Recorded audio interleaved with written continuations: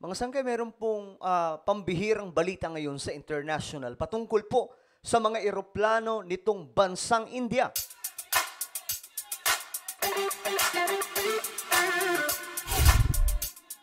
So hello, what's up mga sangkay? Muli, nagbabalik tayo dito sa ating channel. I'm back, guys. Sangkay dyan, at kamusta po kayong lahat?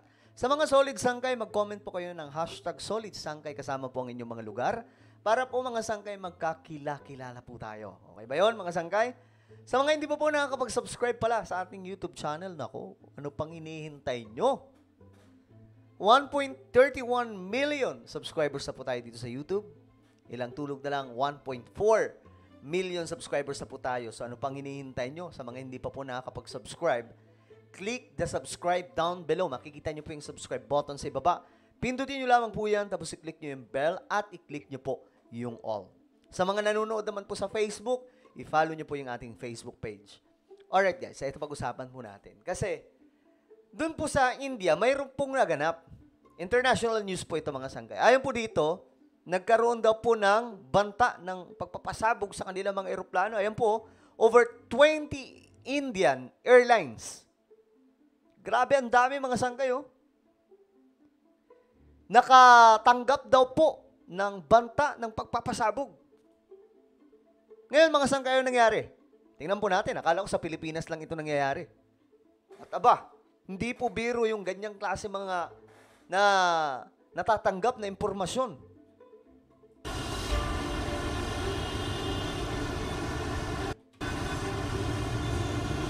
Iba-ibang airlines ito, mga sangkay, oh. Okay, 20 flights pala, ayun po dito. Over 20, mahigit pong 20 na flights sa iba't ibang Indian Airlines. Nakatanggap di umano mga sangkay ng banta ng pagpapasabog. Abay pambihira, mga sangkay, kapag may mga ganyang klaseng impormasyon, talagang kakabahan dito ang kahit na sinong bansa. Eroplano po yan eh.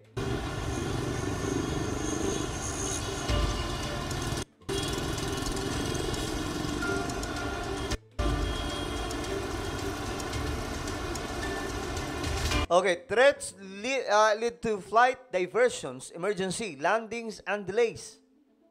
So yung iba daw, mga sangkay, lumipad na, so nagkaroon po ng emergency landing. Noong na-receive po nila yung banta ng pagpapasabog, siguro yung iba mga sangkay, nandun na, nakalipad na, bumalik, nagkaroon po ng emergency landing. Tapos yung iba naman, na-delay.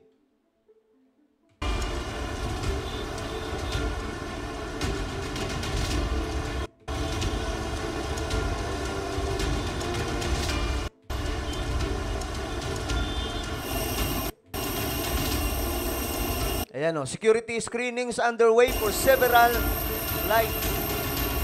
Talagang tinignan po muna lahat mga sangkay para lamang po may siguradong safety ang lahat. Ayan, ito po yung mga airlines na naapektuhan. Yan, Air India, tapos itong Indigo. Tapos ito pang, SpiceJet. At Akasa Air. So, 4 mga sangkay na mga iba't ibang kumpanya ito, mga sangkay ng airlines, ang naapektuhan doon po sa India. Dito nga sa Pilipinas, di ba, may mga ganyan? Nagbanggit lang ng kung ano-anong delikadong mga sangkay sa airport. Dito sa atin, mabilis eh. Talagang huhulihin ka kaagad. Ewan ko lang dito, mga sangkay, anong nangyari? At saka, saan kaya nanggaling? Ayan, pati daw po ito, Star Air and Alliance Air Flights. Nakatanggap din po ng security alert. So, halos lahat mga sangkay, no?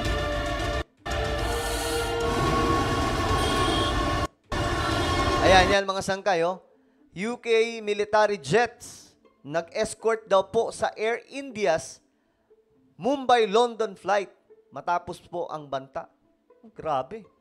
Ano pa to mga sangkay, UK military jet nag-escort sa isa pong eroplano ng India. Dahil ang biyahe nito papunta pong from India to London. Kaya naman pala mga sangkay. So ito na po yung nakalipad na mga sangkay. No choice na, andun na po sila eh. Pero ewan ko, grabe siguro yung kaba nito ng marami, no, mga sangkay. Kasi, syempre, hindi po biro yung banta na yan eh.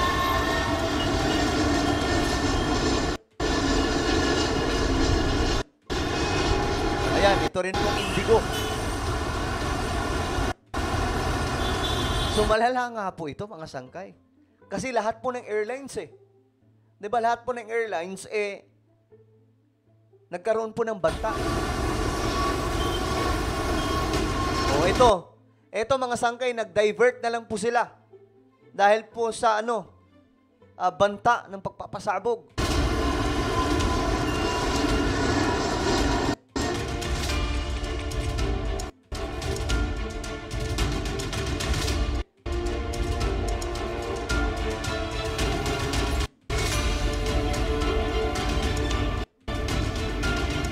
Three international Vistara flights face security alert. So, ang dami pa ng mga airlines na ito, mga sangkay na apektuhan talaga.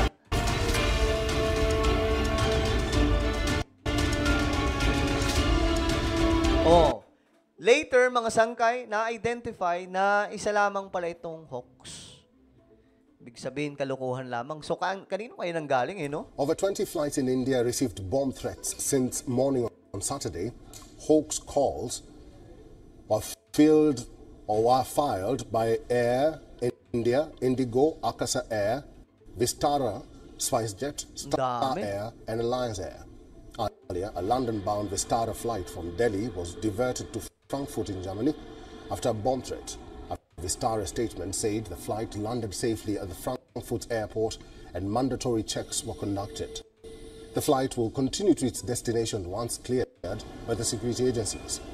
Another Air India Express flight flying from Dubai to Jaipur with 189 passengers on board received a bomb threat via email.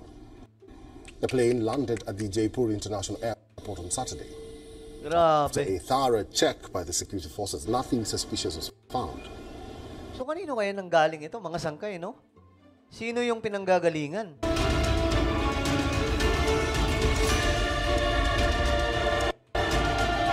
Yan, no? Reports over 45 flights. O, sobrang dami. Faced.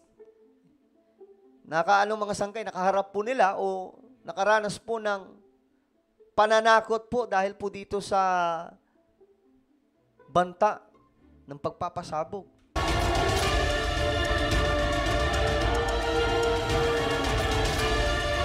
Comment anything like conspiracy, but whatever we have knowledge. Ayan, no? Meron daw pong strict penalties para po sa ganung klaseng kalokohan. Pero, ano yun? Paano strictong penalties? Ano yun? Hindi sila makukulong? Coming from minors or some pranksters.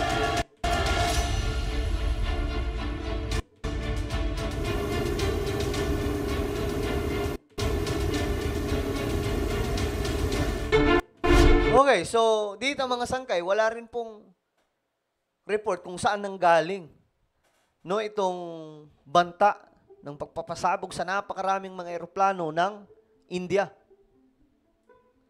Grabe talaga mga sangkay. Walang magawa na itong mga taong to no? Ngayon.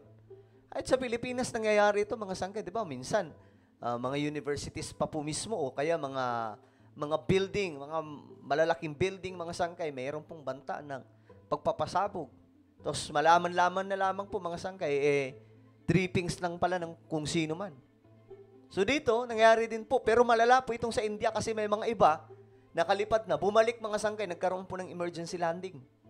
Yung papunta naman pong London from Mumbai, ang ginawa po mga sangkay, sinundan na lamang po ng mga fighter jets ng UK. Grabe. So ano po ang inyong opinion regarding po dito mga sangkay? International news? Comment po sa ibaba ang inyong mga opinion. And now guys, I invite you, please subscribe my YouTube channel, Sangkay Revelation. Ako, magaganda po yung topic natin dito mga sangkay. Patungkol po sa mga kaganapan sa ating mundo, related po sa Bible prophecy. So kung ikaw ay mahilig sa mga ganong klaseng content, hanapin niyo po ito sa YouTube, Sangkay Revelation.